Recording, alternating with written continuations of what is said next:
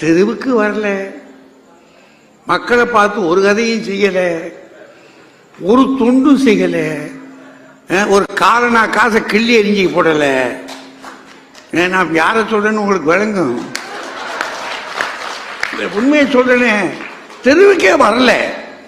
ஏன்னா பெரிய ஒரு காமராஜர் ஐயாவெல்லாம் அவர் படிக்கிற காலத்தில் படிப்பை விட்டு படிக்க முடியல, அது ஒரு வேற கட்டம்.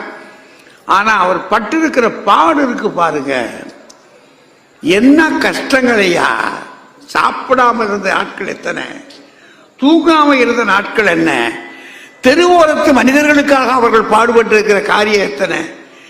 இவ்வளவு உழைச்சிருக்கிற மனுஷனை ஒரு நாட்டில் தூக்கி அழி எறிஞ்சிட்டான். அப்போடா ஓடி போடு அப்படின்ட்டான்.